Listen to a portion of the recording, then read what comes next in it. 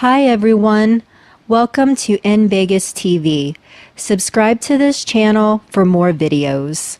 Hey everyone, welcome to newspaper review on In Vegas TV. My name is Ifetitilayo Olorotoba. Here are today's headlines. The Nigerian Tribune. No arms before Kukah, can warn. More details in page 2. Nigerians have right to live freely in any part of the country, says Autumn. Federal government inaugurates committee to implement 50 billion export expansion facility. Consider what we meant when criticizing us, says Buhari. Your government brought reservoir of fortune to the country, PDP replies. More details in page 2. 96 country bid for rehabilitation of NNPC downstream infrastructure. Southwest Speaker meets in Ibadan, rally support for Tinubu 2023 ambition. January 18 school resumption stand, says federal government.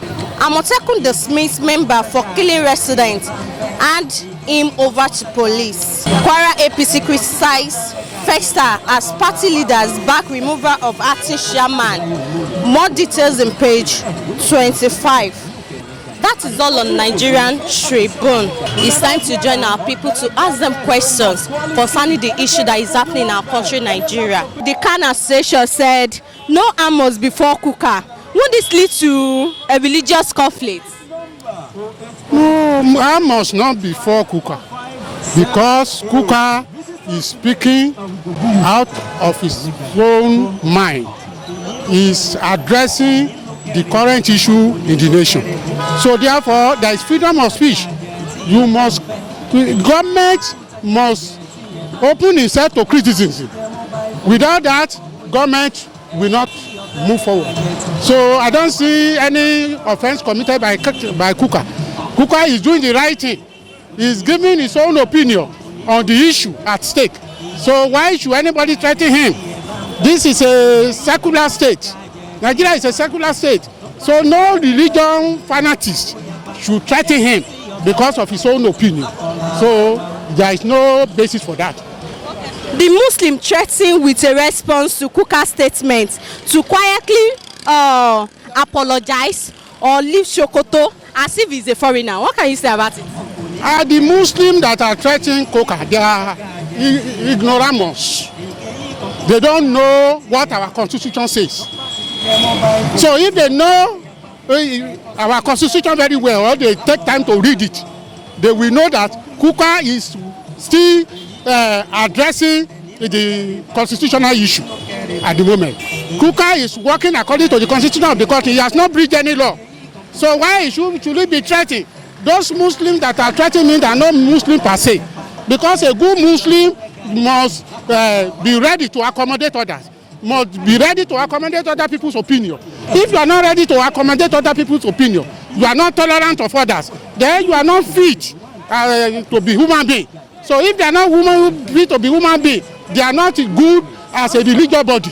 So a religious body must be accommodating, must be good, must listen to other people's opinion, must be able to adjust when necessary. So all these things are what exactly it should be done. But if you are working in the opposite side, that means you are a fanatic, and a fanatic is not good to the head of the nation. Fanatics used to cause havoc to the nation and impede the development of a nation. So we should be prepared to be people that accommodate other people's opinion. So every honest Nigerian knows that there is no way any northern Muslim president could have done a fraction of what President Buhari has done by his nepotism and has gotten away with it. These are still tension among the religious body in the country. What can you say about it? You see, President Buhari should adjust himself, because Nigeria belongs to all of us, irrespective of the tribe. So a leader must be able to accommodate all the segments of the society, must be able to address issues based on equality. He should not bring himself so low to the point of being an irredentist, a tribal giggle. So anybody that is there that is not ready to accommodate other ethnic tribes will lead to another civil war. That is exactly what happened in the 1966 coup. Because the coup was sectional, the coup was focused on the non-donors. He killed another leader with thereby accepting the Igbo. That is why Nigeria entered civil war. So with the action of Muhammad Buhari, if he's not careful, he may lead Nigeria to another civil war. What President Buhari is doing today is just one-sided. He believes in Muslim aspect. He don't even think about that the Nigeria belongs to every one of us. You can see that in December, during the Christmas period, there's one man Bishop Biya Sokoto, Matthew Azan Kukah. The man was saying the truth that in Nigeria today, bandit kidnapping, terrorists has taken over the country. That it seems that there's no government in place. But what we are seeing today now, they are criticizing. Different groups are rising against him, that they want to kill him, they want to do a lot of things to him. Whereas don't about Ojo era, don't Jonathan era. It's very clear to us that they were criticizing Jonathan there and there. Does it mean that we Muslims criticize Jonathan then? Are they attacking Christians as well? So what we are saying is that what they are doing now is very wrong. Buhari should call them to order. He should not put this country on fire. That's what we are saying. Kukah has not offended anybody as of today. He only said that Nigerians is not safe. What Kukah said that there is terrorists in this land. The kidnapping are there. Ex-spy killers were there as well. There seems that there is no government in place. What the man said is just the truth. Why are they threatening him that you leave Sokoto? Does Sokoto belong to them? It belongs to everybody. Nigeria belongs to everybody. The man is saying his mind. Does it mean that when Muslims are criticizing Jonathan, they are saying their mind? Can they tell that they should live where they are living? It's very wrong. So what are we saying then? I did it this morning in one of the dailies. That's Tribune. That no harm should befall Kukah. They are threatening him now that Kukah should leave or should apologize. Apologize for what? Does it for the offended them? It didn't offend them. So I don't know the reason they are threatening them is that the man in charge is a Muslim. That's what they are threatening. And Buhari now, he just keep quiet without saying anything. That what is going on now. I believe at the end of the day now, these ministers like Lem and Co, other ministers who are seeing what is happening now, they are keeping quiet. They are fighting for 2023. I pray so. God will save the land. That recently they want to control Facebook. They want to bring a law that nobody should post anything. We see it. This government now, what they are planning is that they want to make sure that they shut everybody's mouth, so we cannot express our mind. That we cannot express what they are saying in the country. That if we see anything that is wrong about this government, we should keep quiet. So now, and I pray that what they are doing now, it won't work for them. So what they are praying now, they want to make sure that nobody should complain what they are doing. With their nepotism, with what they are doing now, who Nigerians are suffering now, for us now to express our mind. So it's very, very clear that we have a freedom of speech, but this government now, they have removed that clause. There's no freedom of speech now, freedom of violence. Nobody above the law, but the law have to change. The law is for masses.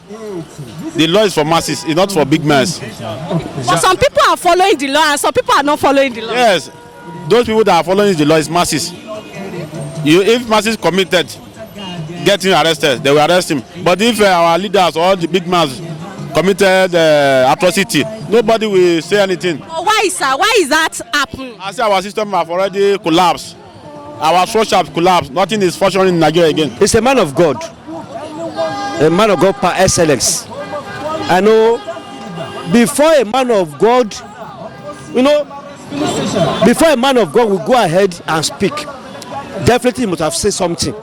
So he speak according to the Holy Spirit that ministered to him. So you see, the era of killing a pastor, the era of killing a bishop, the way they were killing Christians before, the era has gone. We are all enlightened. We are in an enlightened world. And the Christian, the way they place themselves, they have not gone beyond their boundaries, and they are trying to put all the the conundrum that's supposed to have been put in place. They are putting it into place. So, being Kukah being hot, that one will never happen, because He's saying what the Holy Spirit have ministered to him to say. Then whichever is affected to try to do the correction. That's what I see in Kukah's, spiritual prophecy and message to the people. And if the Muslim or the Christian, the Muslim believe we are one in Nigeria, they too, they'll be speaking and nobody is challenging them. They'll be talking, nobody is challenging them, nobody questions them, nobody queries them, nobody fights them. So if they believe we are one in Nigeria, it shows that anybody, it's either you are hiding under the guise of religion or under the guise of political or under the guise of maybe banditry, we are one Nigeria. Anybody is free to live in any part of the country. As a Nigerian, you are free to live in any state you wish, you can live. Nigeria belongs to everybody. No tribe is superior to another tribe. But it's a pity within the last 4-8 years or 4-6 years, a particular tribe have been behaving as if they own the whole country and that they can do and undo. It's a pity. They are just making people lose hope in the present government, because where some people feel they can be carrying arms about, at least we see some elders who are carrying ammunitions. Even when police intervenes, we've not heard of any one of them being tried. So, and that's the more reason why a particular tribe in Nigeria feels they are superior to others. I hope they are not pulling us to another civil war, because this is how it started. But I pray it won't happen, because no country survives 2 civil wars, not in a military regime. You can't be threatening people, and some people cannot take it upon themselves that they are born to rule. Gone are those days. They should not plunge Nigeria into another something. And that's the more reason why we have insecurity. How many of those people causing it? We have others, foreign others, coming to Nigeria anyhow. And people are saying it, federal government has not taken any step, and we want people to keep quiet. It's highly unfortunate that people think anything goes for Nigeria. So that means there is no law, or we have the law, we are not following it? We have the law, but it seems maybe the security agencies are treating a particular tribe as if they are untouchable. And that's just the bitter truth. Because we have been seeing others carrying ammunitions, even shown on TV and showing on different something. How many of them have been arrested? How many of them have been tried? So enough of all this. So what can you now say about the can that warns that no harm must befall Kukah? No, it's true. This is a democratic site. If it happens, it's not going to be Nigeria problem alone. International community will intervene, because it will get to a stage that the problem of Nigeria will be more exposed. Please, why is a particular zone in Nigeria, 1 or 2 zones, why are they afraid of restructuring? If you want to develop in Nigeria, you start restructuring, because some zones believes they have to be exploring the resources of other areas. Let every zone develop at their own pace. I can still remember in those days of Western region, the pace at which Western region, the first stadium in Africa, Ibadan, the first television station in Africa, Ibadan, all those things. Please, we cannot continue with this type of something. Let there be free competition among the different zones. We are just making a mountain out of a molehill, because when Jonathan was in power, all the people that are complaining about criticism of the government today, they were the ones that were at the forefront of criticizing the Jonathan government. And nobody said they should not talk. Nobody said they should not criticize, and so on and so forth. I think we are just trying to foment trouble where there is none. That's why I said we are just making a mountain out of a molehill. The man did not say anything against Islam. He only said the government was not doing enough, which is the truth. Anyway, but at least every Nigerian will agree with him that the government is not doing enough presently. In the first instance, they have no right. They have no right whatsoever, at least under the laws and constitution of Nigeria, to tell anybody that he has to leave a place where he's living. Once they start doing that, they are constituting themselves into a law. which I think the government agencies should look into and deal with it. If they are not doing that, that means that government itself is supporting lawlessness.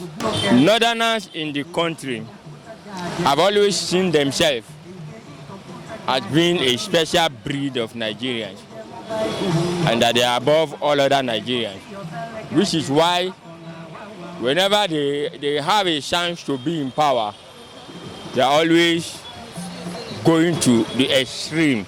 I don't want to use the word misusing it, but they always go to the extreme in using their power.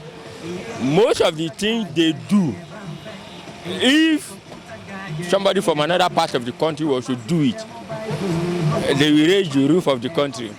They will protest, they will talk, they will shout, but they are doing it. Nobody is complaining about it. Okay? It's not that people are not grumbling or murmuring, but nobody is going out of their way to make trouble about it. If they were the ones, well, I wouldn't know. In fact, if somebody was in power and did not give them it's not that they didn't give them choice ministry, but maybe they feel that a particular ministry or particular post belongs to them, and you don't give it to them. I can imagine what will happen. They are being pandered, if I can put it that way. What did Showore do? All he did was to lead a protest. Abi, they are giving him 20 million naira bail before they can release him. What has he done? What has Showore done that can be compared to a fraction of what these Boko Haram people that are being rehabilitated? I mean, what are you talking about? It's all about we have a northern Muslim president who is pandering to modern Muslim misbehaviors. Let me put it that way. He's pandering to northern Muslim misbehaviors, because half of the things that these people are doing, I mean, like somebody coming up and telling Kukah, you have to apologize or leave our state. If people have to tell Hausa people in the south to leave because of what they are doing, what do you think the government will have done? Oh, that's what I'm saying. The government is pandering up to them, and I think we have a problem with that, because what is wrong, by whatever name we want to call it, is wrong. Trying to pander it or making it look like let us just overlook what they have done, to me, it doesn't solve the problem. If I'm the Kukah, I will not apologize to anybody. In as much as I'm a Nigerian. Then secondly, leaving Sokoto, I will not leave. And it's not the fault of the Muslims by telling Kukah to leave Sokoto. To me, I see the fault from the Khan and other Christian body, because last year they beheaded one of the Khan chairman in the north. Nothing happened about it. And if I should even say, if I should be Kukah by myself, if I should be Kukah, so I'm putting myself in Kukah's shoe now, I'll get a good gun in my house. And this, I should even all the Christians did not to get the gun. Then when they attack Kukah or any Christian, they should attack them back. Because we say we are one country, and everybody has free religion, whereby you can practice your religion, and there's a freedom of speech, whereby you have to express your mind. So when somebody say anything, say his mind now, there's no reason should anybody go against it. When Lord Jonathan was there, then the Muslims in the north, they say many things against Lord Jonathan government. Nobody accused them of leaving their domain, and nothing happened. They give them freedom of speech. Then why can't they? They asking Kukah to leave now. So leaving is not the solution. So that means no Christian should say anything anywhere again. Then when you say anything now, you have to leave. What he said, did he say any bad thing? Did not say any bad thing. This security stage, everybody knew that no security in this country, that our government is lying us. So if you should tell the government, you should do this, you should do that, it's not saying the bad thing. There is no longer freedom of speech in the country again. But there is many things you say now. When you sit down as we are now, we are at Obadeshida Road here. You are doing your job there, you are interviewing me. You can only know what is happening in this area. You cannot know what is happening in Arakale. You cannot know what is happening in Isikan, neither in Obaile, and all are the same Akure. When the government sits in his also there, there's a way he look, and he see the way he look, and with his people, they cannot know everything that is happening in the country. So anybody that is any angle, anything he sees there now, when he says it out, it is for that government to send delegates there to go and find out if it is truth or not. But this country now, when you not say anything that is not, that is against the government, that the government is not doing this, you are already in problem. So due to that, no freedom of speech in this country again. Everybody is afraid of even saying the truth now, because you will know, when you see black, the government will tell you it's yellow. You have to say yellow. Good example of it is during the lockdown last year. They locked us down for good 6 months without giving us anything. No food, no money, nothing. They were keeping promise. But during the NSAS by October, when the loots come out now, we now see a lot of COVID-19's palliative. Why can't they give us by there?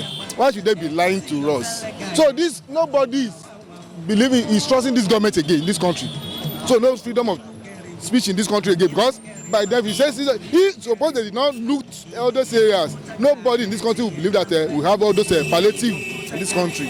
And if anybody should say this before then, that there's palliative in social place, that person will be in trouble. That is all on today's edition on Newspaper Review on NVegas TV. See you next time. Have a lovely day.